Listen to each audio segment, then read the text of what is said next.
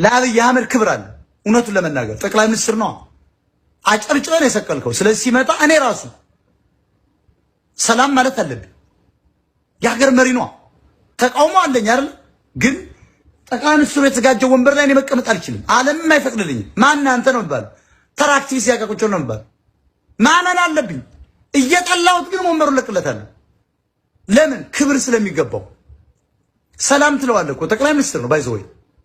አንዳንዶች እኮ ልቡን ለማራራት እኮ ሰላም ይላሉ ቀሳውስት። ትክክል ናቸው እኮ የዓለም ስልጣን ነው። በ800 ዓመት ታሪክ ውስጥ ያልሰራን ስራ በ8 ዓመት ውስጥ እንዳመጣ ከፈለገው ሰው ጋር ለማዋገት አልኩኝ።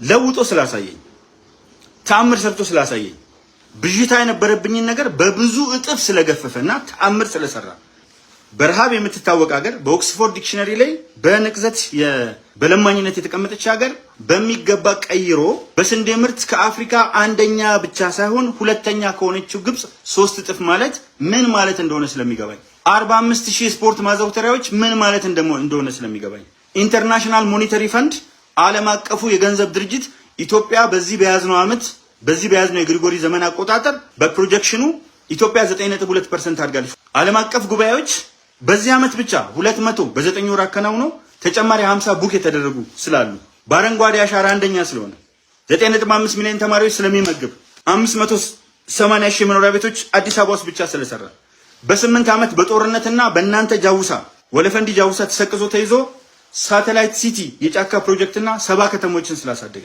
ገጠሩን በእያንዳንዱ የአገዳ የአዝርዕት የፍራፍሬ ልማት ስላንበሸበሸ የትኛውም የዓለም መሪ ካደረገው በላይ በ8 ዓመት ውስጥ ያመጣው ተአምር በሰራዊትም በምንም ተንትኜ ማስረዳት ስለምችል በቃሌ ስለምነግርህ ስለምወደው አዲስ አበባን ብርጭቆ አስመስሎት አብይ እያየን አይ አብይ ስለጠላ ነው ብቻ አላለማም ብንል ህዝቡ ይስቅብናል። ውሸታሞችንም ማለት ያውም መቼ ይሰራ መቼ አናውቅ ሲያልቅ ነው የምናየው። አሁን አዲስ አበባ ላይ መቼ ተጀምሮ መቼ እንዳለቀ አለቀ። ሲመረቅ ነው ማይ ኮሪደር ልማት ተብሎ ሲመረቅ ያለ መቼ እንደፈረሰም አናውቅም፣ መቼ እንደተሰራም አናውቅም። ግን የተንጣለለ ህንጻ ታያለ። ምንም አልሰራም አትበል። አብይ በ5 ዓመት ውስጥ ያውም በጦርነት ውስጥ ነው አዲስ አበባ እንደዚህ ካረገ ጎንደርን እና ባህር ዳርን መቀሌን የመቀየር አቅም አለው ማለት አለው። ሰውየው አቅም አለው ማለት ከየትም ያምጣው ከየትም ገንዘቡን አዲስ አበባን ብርጭቆ አስመስሏል። አዲስ አበባ ላይ አሁን ቤት ከምትገዛና ኒውዮርክ አዲስ አበባ ላይ የሚመረጥ አንደኛ አየሩ ልዩ ነው። አዲስ አበባ ለኑሮ ምቹ ነው። አዲስ አበባን በአይናችን እያየ ነው እኮ እንደ ዱባይ ራሱን የቻለ ሲብለጨለጭ ህንፃ ላይ እኮ እያየ ነው ኢትዮጵያ እያለ። ከዚህ በላይ ምን አባት ያድርግ? ሐቁ ነው። እንደ ጉድ ነው የሰራ እንዴ! የምድር ገነት ነው እኮ አዲስ አበባው የምትሄዱ በየቦታው ውሃ ይፈሳል ወደ ሰማይ። በየቦታው ግሪን፣ በየቦታው አዳዲስ ቢልዲንጎች ናቸው። ይሄ ሰውዬ በ5 ዓመት ውስጥ ነው ያለው። ለምን እንዋሻለን? አልምቷል። አዲስ አበባን አልሰራም ብትለይ ግን አልሰማህም። ሐቁን እየተነጋገር መሄድ አለብን። ሂዱ። ላውንጅ ሰርቷል። በደቡብ በምን ብትሄዱ አብይ ሰርቷል። አብይን ብቻ እየኮነን ነገ የሚመጣውስ እንዴት ይሰራ? አይሰራማ። የቀበሌ ቤት ሙልጭ አድርጎ አጥፍቶ አሁን የተሻለ ዘመናዊ ቤቶች እያየን ነው። ሐቁ ይሄ ነው። ውሸት ነው። ሰርቷል በደንብ አድርጎ በ5 ዓመት ውስጥ እየተሰራ ነው። አዲስ አበባ እንደ አዲስ እንደ አውሮፓ ከተማ እያሸበረቀ ነው። እንደ አሜሪካ እንደ ቴክሳስ ከተሞች በስፋት እየተሰራ ነው። ገና ይለማል። ስለዚህ ይህንን ማድነቅ ችግሮችን መንቀፍ አለብን። ዝም ብለህ ትግሬ ያመጣውን አብይ ጠላት ነው አብይ ጠላት እነሱ ስለተደራጁ ፋኖ ራሱ እየተዋጋ ስላለ ዘለው ለመግባት አብይን ብንመታላቸው ዛሬ አልተደራጀንም። አብይ አይወርድም። ሐቁን የኦሮሞ መንግስት አንጥለው እንደግፈዋለን። ዶክተር አብይ አህመድን በእውቀት ያቃታችሁ፣ በልማት ያቃታችሁ፣ በፖለቲካ ያቃታችሁ፣ በሴራ ያቃታችሁ አልቻላችሁትም። በቃ አትችሉትም፣ አልቻላችሁትም።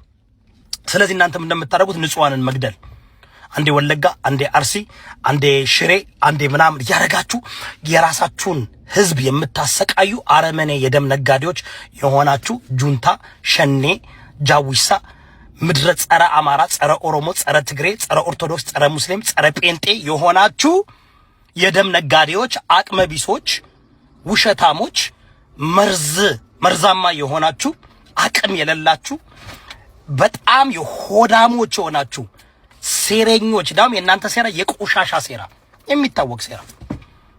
ይህንም ተባብራችሁን ያደረጋችሁት። ምክንያቱም ምርጫው እንዲጎሳቆል በቃ በኢትዮጵያ ተቀባይነት የለም። 90% የኢትዮጵያ ብልጽግናን ይመርጣል። እናንተ ስለማትችሉ መንግስትን ከተከተ ቴዎድሮስ መጣ ተብሎ ይሄ የጀዝባና የቅርጫት ተሸካሚ የቆጮ ተሸካሚ ፖለቲካ ነው። አብይ በቴዎድሮስ ካሳው ዘፈን የሚንቀጠቀጣል። በአማራ ፋኖ ስናይፐርም አልተንቀጠቀጠም። ቅሰና ውሸት እኮ ነው። አብይ የሚንቀጠቀጥ ሰው አይደለም። ስለዚህ በጩኸት በፉከራ በሽለላ የአባቴን ቤተ መንግስት በ24 ሰዓት እይዛለሁ በሚል ስልጣን መያዝ አይቻልም። በቴዎድሮስ ካሳውን ዘፈን ልናሸንፍ አንችልም። ዶክተር አብይ መሪ ነው። ዶክተር አብይ የሳይንስ ሰው ነው። ዶክተር አብይ የገበሬ አባት ነው።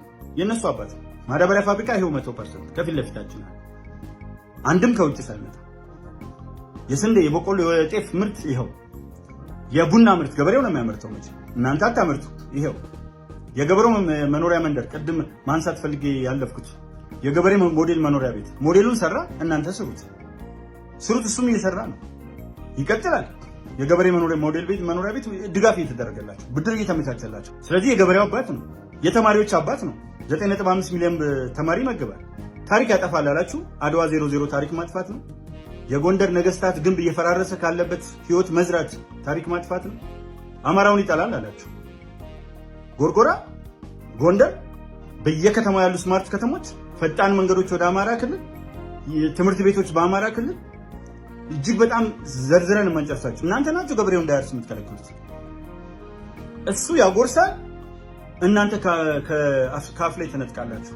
ዛት ዘ ዲፈረንስ ባጭሩ ይሄ ነው። ትላንትና የገማች የሸተተች ሆቴል የሌላት ምን የሌላት ያሉን ሰዎች ነፍሱን ይማረውና ጋዳፊ የመራው በቢቢሲ ጭምር ገንዘብ ከፍሎ ከተማውን ለማንሳት የአፍሪካ ከተማ ለማንሳት የገማች እኮ ነው ያላት።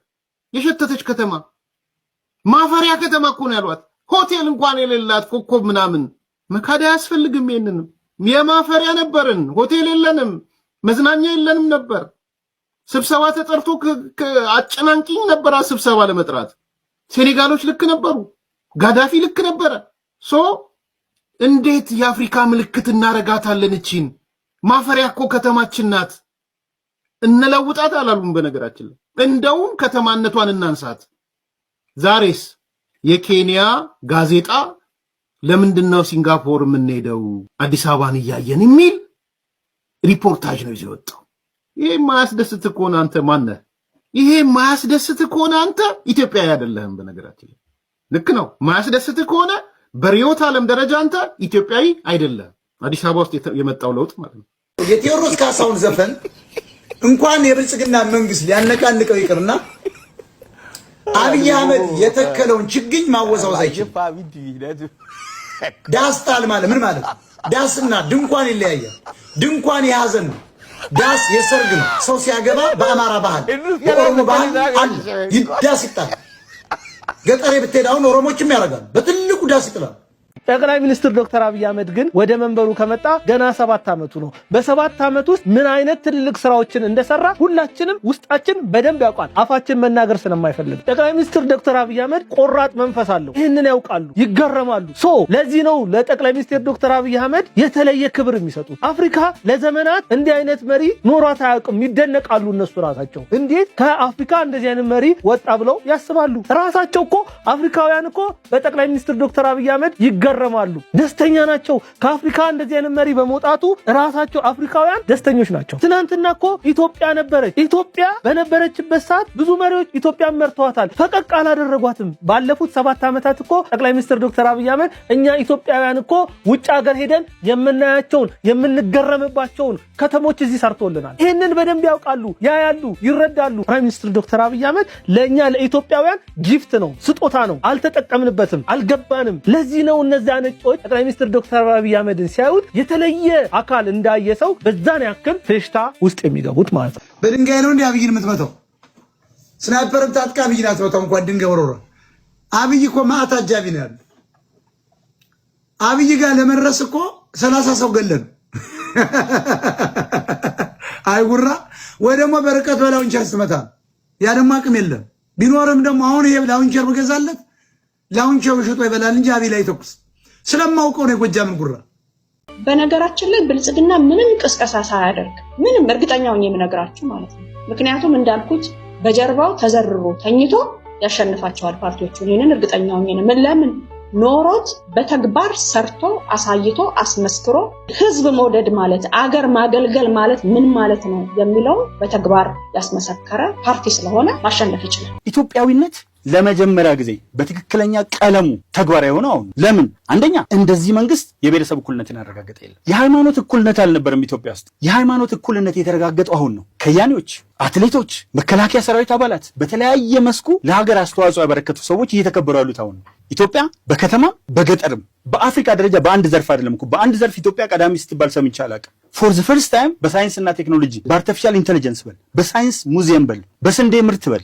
በ34,000 ቅድመ መደበኛ ትምህርት ቤቶችን በመስራት በል 45,000 የስፖርት ማዘውተሪያዎችን በመስራት ለእያንዳንዱ ክብር በመስጠትና ብዙ ዳታዎችን ልናቀርብ IMF 9.2% ኢትዮጵያ ዘንድሮ እኮ በያዝነው ዓመት ነው አሁን በያዝነው በገባንበት ዓመት ከአፍሪካ አንደኛ ትሆናለች። ሁለተኛው ሀገር 7.5% ናት ዩጋንዳ። ሉክ ዘ ዲፈረንስ። በዚህ በልክ ኢኮኖሚ ላይ ሁለተኛ ከሆነችው እንትን ትበልጣለች። ስለዚህ ይሄ መንግስት በኢኮኖሚ ባህር ኃይል አልነበረንም እኮ ታማኝ ባህር የሚለው ስም ራሱ አሁን ያወቅነው። ስለዚህ ይሄ መንግስት የሚሰራቸው ስራዎች በጣም ታላላቆች ናቸው።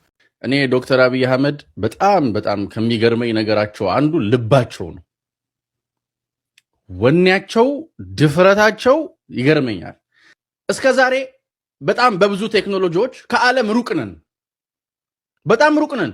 ዓለም የሆነ ነገር ጋር ከደረሰበት በኋላ ነው የምንከተለው። ዓለም ርቆ ከሄደ በኋላ መከተልን ነው ባህል ያደረግነው። አሁን ግን አስፓይር የማድረግ አቅምን የምታዩበት አብሮ ለመሄድ እኩል ለመቀጠል የሚተጋ አይነት አቅምን እያየን ነው።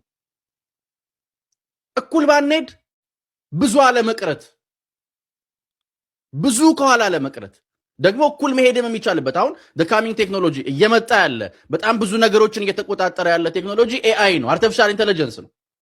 ተወዳድሮ ለመቀጠል ማለት ይሄ በእያንዳንዱ ነገር ላይ እኩል ለመቀጠል እየተደረገ ያለው ጥረት የብልጽግና መልኩ የሆነ ነው። በውጊያ አብይን አናሸንፈውም። በውጊያ አብይን አናሸንፈውም። እኔ ያልኩት ነው በሙሉ የሆነው። ዛሬም የምለምናችሁ የፋኖ ኃይልና የብልጽግና አድማ በታይ ምንሻ ኃይል መዋጋት የለበትም። በውጊያ አብይን አናሸንፈውም። ኤሊት ፎርስ ፈጠረ ስንል ምን ማለት ነው? ኤሊት ፎርስ ይሉናል አንዳንድ ሰዎች። ባህር ኃይል የሚባለው ጽንሰ ሐሳብ ለ33 ዓመት ኢትዮጵያ ውስጥ ቀርቶ ጭራሽ ባህር በሌለበት እንዴት ስለ ባህር ኃይል ታስባለህ? ይሄ ሰው ምን ያህል ቪዥነሪ እንደሆነ፣ ምን ያህል አርቆ እንደሚመለከት፣ ምን ያህል አርቆ እንደሚያስብ ከልጅነቱ ገና ያኔ ወጣት እያለ የዛሬ 17 18 ዓመት ይቆጭበት የነበረውን የአሰቡን ወደብ ጉዳይ ፕራክቲካል ለማድረግና በእርግጥም 134.5 ሚሊዮን ጂኦግራፊካሊ ታንቆ ብቻ አይደለም በተባበሩት መንግስታት ድርጅት 390 ንዑስ አንቀጽ 5 መሰረት አይደለም ማሰብ ምጽዋ ጭምረኛል። ይሄንን ሴራ ለመበጠስ ተነሳ ቁርጥ ቀን ልጇ ዶክተር አብይ አህመድ። ስለዚህ ኤሊት የሆነ የባህር ኃይል ሰራዊት መሰረት ኤሊት የሆነ ደስ የሚል የድሮ የባህር ኃይል ልጆችን ከአዲሶቹ የባህር ኃይል ልጆች ጋር አቀናይቶ ደግሞ የሚገርመኝ እኮ አቀናይቶ ነው እያፈረሰ አይደለም የሚሄደው ያለውን በዘመናዊ መልክ ያሻሽለዋል።